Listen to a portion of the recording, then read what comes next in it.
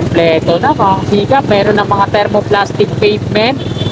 Tapos yung plumbing reflectorized markings. Ayan, yung mga dilaw na yan kapila na nakadikit sa parapet wall. Tapos meron na rin ano dun sa taas. Ito yung talagyan ng mga ng side. Talagang malapit ng buksan to. Sana ngayong December. Kompleto na yun. Meron na rin mga chevron lines dito sa kanan. Ayan, yung mga ano na yan, yung mga dilaw tsaka black na linya. Ayan, tinatawag na chevron lines. Sinimulan ko to, walang naniniwala sa paligid ko. Ano?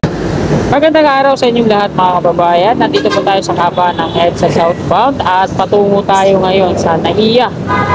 Mag-update po tayo ngayong araw na ito sa NAIA Expressway Extension to EDSA. So nandito tayo sa EDSA, pabalik po tayo. Tara, let's go! Ito yung kaba ng EDSA at kakaliwa tayo dito sa Aurora Boulevard. Ito yung flyover. Dito tayo dadaan. So, mula dito sa EDSA Southbound mga kasikap, ito po. Kaliwa po tayo at dito tayo dadaan sa flyover papasok ng Aurora Boulevard.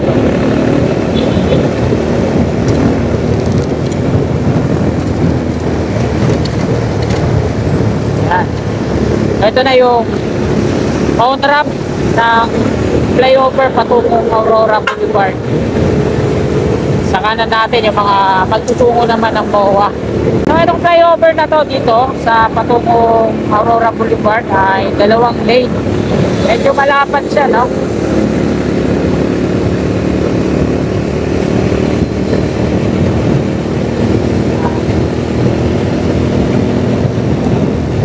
Patraffic na dun sa unahan.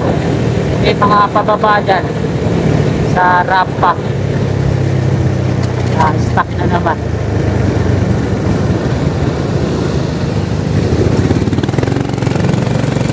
Yan o, hanggang doon na. Dito lang naman sa ano yung matraffic. Saka ng side. Ito sa kaliwa, mga palabas ng EDSA.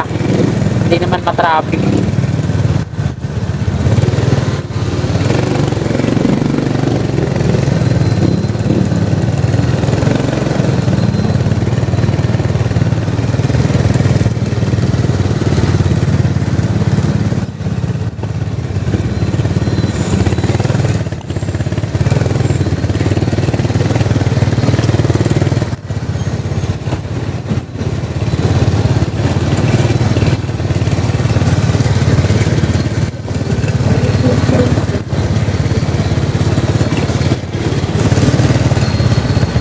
Nakikita nyo po yung dilaw dito sa gawing kanan natin, sa nakadikit sa parapet wall. Ito yung mga plumbing reflectorized markings. Ayan yung naka-install din dun sa parapet wall ng on-ramp patungong expressway.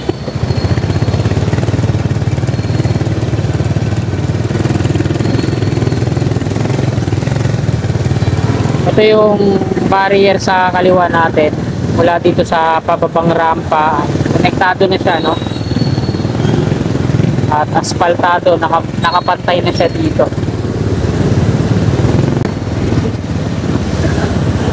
Yan. For Terminal 1 and 2, Coastal Road, Macapagal, and Entertainment City, opening soon. Ayan, kompleto na mga sikap. Meron ng mga thermoplastic pavement.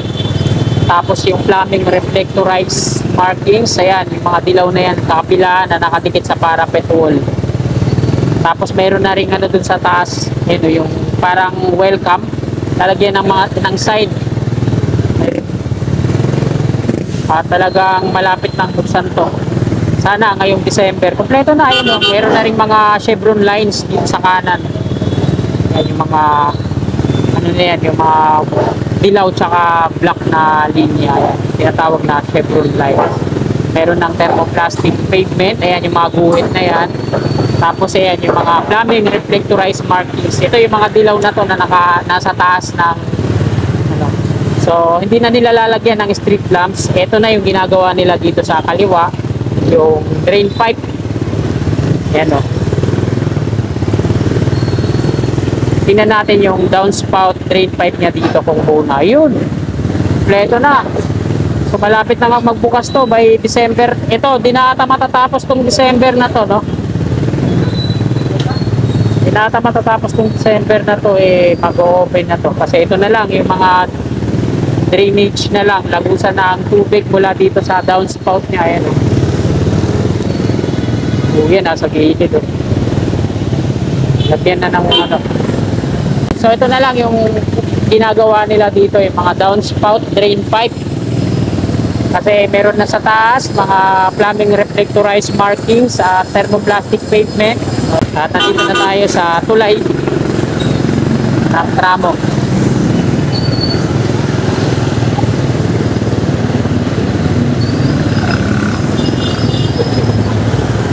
Hindi na tayo magtatanong kung kailan ang opening. Kasi di rin alam ng mga hula-hula lang din sila. So napapahiya tayo sa mga viewers natin. Kasi ako, wala din akong ma-search kung kailan talaga yung eksakto. Hula lang din sila. So nadadamay tayo, no? Napi-fake news tayo. Kaya humingi ako ng pasensya. Ito, meron ng dito, drain pipe. Dito pala sila unang nag-install. Ayun, pinakabit nila. Mga drainage dito sa baba, ayan, kompleto na yan. Akala ko Center Island yung gagawin. Daanan pala ng tubig yan. Mga foreman nila yung nakaputi ng helmet. Diretso hanggang doon, kompleto na yan. Ayan, diyan pinadaan yung pinakakanal drainage sa mismong center. Hindi nila pinadaan dito sa gilid o dito sa kaliwa. Nasa gitna mismo.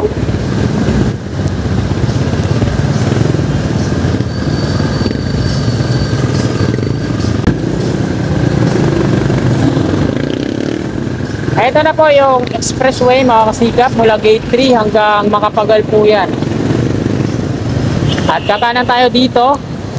Mula dito, hindi pa nila nalalagyan ng mga downspout drain pipe dito, no? Ito yung 4 na span na minano-mano nila yung slab na paggawa. At ayun ang pinakadulo sa unahan, nakakonekta na po yan dito sa expressway. Yan. Parang abutment din yung dulo nito. Ito, yung dulo. Nakakonekta na yan dito sa ano. At kakaliwa na ako dito mga kasikap.